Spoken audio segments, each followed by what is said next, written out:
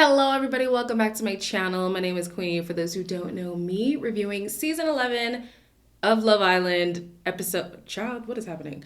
Love Island season 11 episode 11. Before I get into it, please make sure to like this video, subscribe and hit the bell, and leave a comment down below. So after the recoupling, Jess explains why she chose Sean, and Harriet says that she actually didn't know what she was going to do at the recoupling. On the outside world, I would not have allowed somebody to treat me that way. I actually wasn't sure what I was going to do. Yeah. So you kind of made the decision. I mean, I'm not telling you that It's over. it's over. Yeah, 'cause no, it's no, not. no. Obviously, completely fair enough. Yeah. I just didn't know, obviously, what way it was going to go. I don't understand Jess, because Jess was acting big and bad in the previous episode. I'm standing on business. I'm removing myself from the situation. Well, if you're removing yourself, still having your hat in the ring doesn't mean you've removed yourself.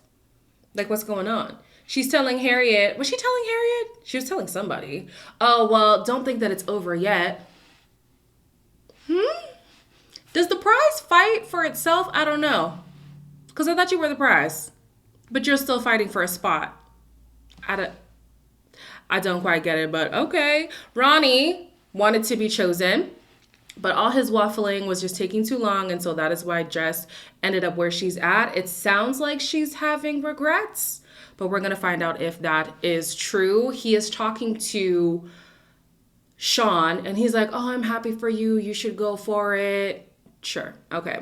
Jess pulls Ronnie to ask him if he understands why she did what she did. Do you understand why I made that? Yeah, like tiff for taff or whatever it's called. I just don't want to be in a position where I'm like feeling second best. A bit of a sore one, but I'd be lying if I didn't say I thought she was going to couple up with me, but she hasn't. I really need one of these women to stand on business. Just one. Actually, you know what? I think it might be Uma. Because I haven't seen Uma backtrack when it comes to Ayo. So maybe Uma's the one who's standing on business. Jess? I don't think that's you, girl. I don't. Because what is this? Like, she's making it. Why are you explaining to the guy who you said is a non-factor why you did what you did? It should be irrelevant. The man, you gave the man an ultimatum. The man is even happy he didn't answer the ultimatum, because technically he still has your door open, Harriet's door open, and now 2 more doors with the new girls. But you're still here. Do you understand why does it even matter? Like, girl, it's irrelevant. Move yourself out of the situation. So it was interesting to me to hear Ronnie basically say, like, I was so convinced that Jess was going to pick me. If I was Jess and I heard that, she didn't hear it, but if I was Jess and I heard that, that would be an automatic lock off for me, because then you take me for idiot. That's how I'm perceiving it. You know, without a shadow of a doubt, you can go around, do your mess, come back, and I'll just bring you into the fold every time. You think I'm soft? You think I'm dumb? Oh, no. That can't run with me. So Harriet tells Joey that she's kind of frustrated with Ronnie, but at the end of the day, their sexual connection is enough to want to keep exploring things with him. I'm not going to mug myself off. Oh, Come on. Right there.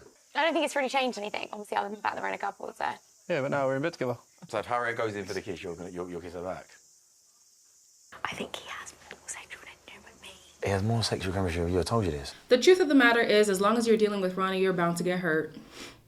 She has a fear of getting hurt, but girl, you're dealing with Ronnie. It's inevitable, okay? As Joey said, do what you want to do. As long as at the end of the day, you can look at yourself and be proud of your actions, then who cares what you decide to do, as long as people don't get hurt in the process, right? Just know that Ronnie is gonna Ronnie every time Ronnie gets a chance to Ronnie. So don't be shocked when Ronnie Ronnies. So Joey then talks to both women, being Jess and Harriet, and Jess just starts kicking off. It's quite good to have this time apart to see how he is with you. And I did feel like you were digging me out a bit, I did. But I just think you take everything I say very literal. We've got very different personalities and we direct in different ways, so let's just leave it at that. You act a certain way and say it's not digged at me, but then it... My joking is brutal, honestly. That's the way I joke with people. You have no loyalties to me, like some of the other girls who are my best friends in here. This is getting blown up for no reason, isn't it? I will agree that Jess is straightforward. However, I will agree with Harriet and say that Jess does make comments that dig at people. And then Jess will be sitting there confused, like, what are you mad about?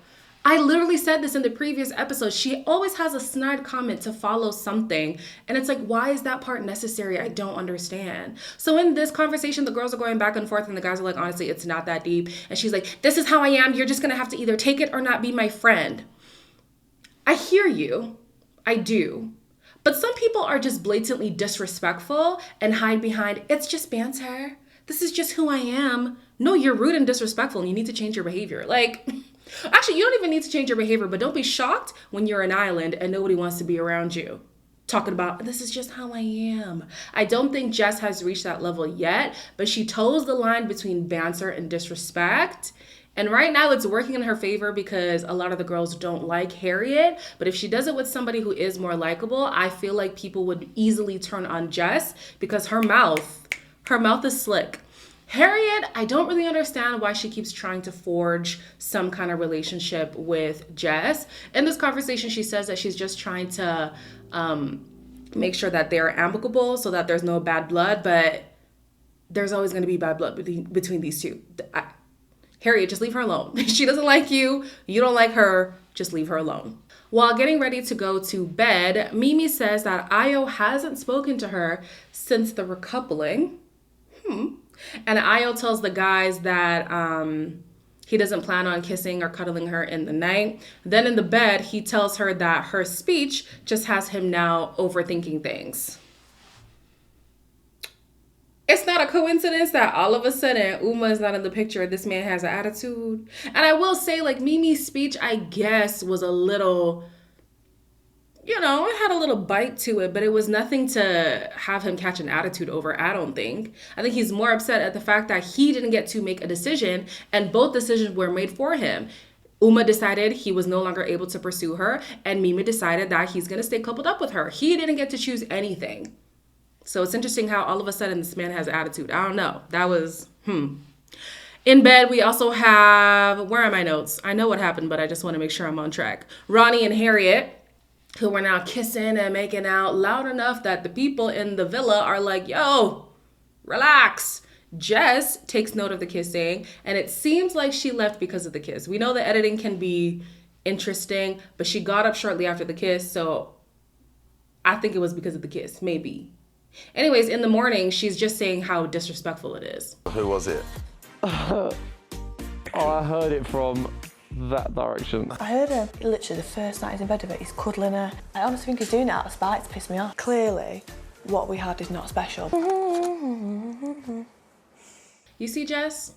This is why a couple episodes ago I said in my video, be careful what you gloat about.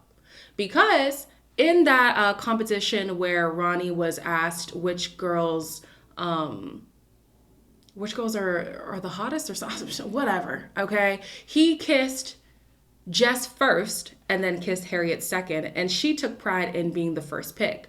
Well, if we want to add that logic here, you were kissed first in bed, and Harriet was kissed second. I thought what was most important was being first. You were first. Why are you mad? I really do think, like I said in the previous video, that Jess thinks she's better than Harriet. Like, that's her mentality. There's nothing that's going to change her mind about that. So she just can't take the fact that Harriet is seeming to get the treatment that she thought was owed to her. And that's just not how things work, you know? So all the Islanders get these mini breakfast dates in the yard. Jess says that she is mush when she's comfortable with a man.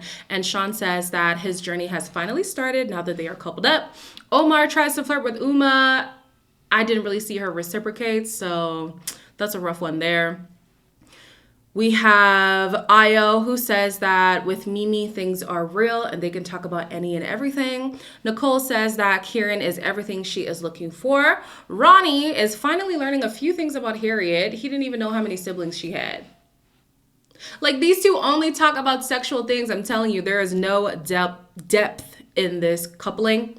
And lastly, Joey says that Samantha has opened up more since their date, which is great because she's going to have to be real open now that there are 2 new female bombshells and 1 male bombshell coming into the villa. We have Tiffany, Will, and Grace. I'm Tiffany, I'm 25 and I'm from Hertfordshire. I've been single for 6 years and I'm ready to find my man. My night is not complete unless I get a kissy-kissy. The girls are definitely going to be intimidated by me. I'm Will, I'm 23 and I'm from Whitley Bay. I'm not going to step on toes, I'm going to stamp on them. Let's get in that villa and see which couple's first to crack. I'm Grace, I'm 25, I'm a model and business owner from Manchester. I've had history with one of the boys in the villa and who knows if we're going to rekindle things. I definitely get a lot of attention, but I just feel like it's not from the right one. Now, I'm going to be completely honest with you. I did not think that Tiffany was going to intimidate anybody. She's like, yeah, the women are going to be intimidated by me. Really?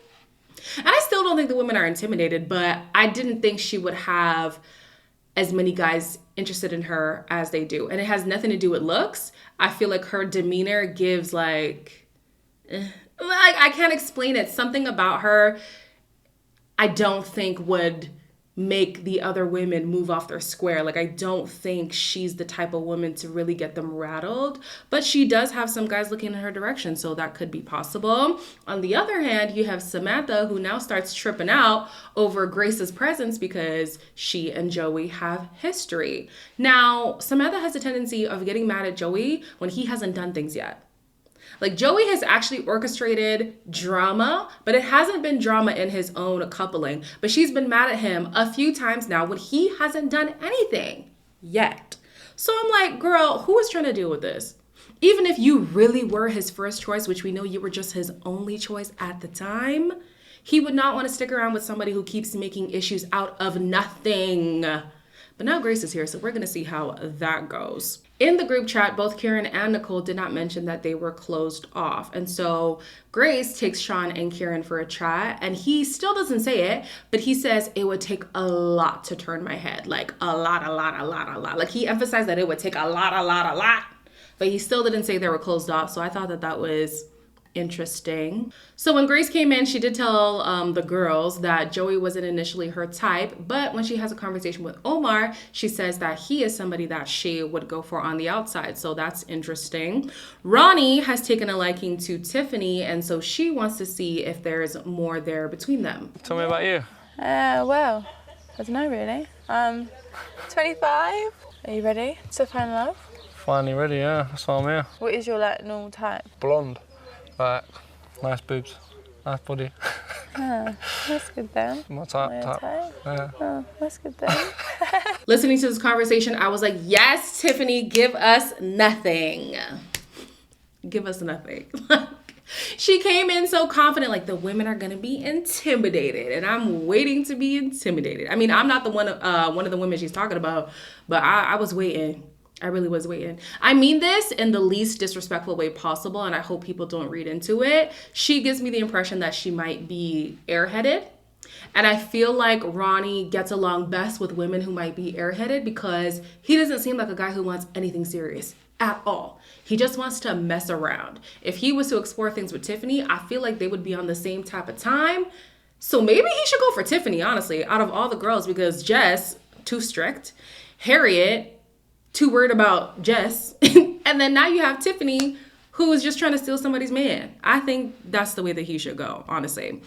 Will says that Nicole and Harriet are the girls at the top of his list. And I'm not going to lie to you guys. I wish I could support any of Will's pairings, but he is a trumper.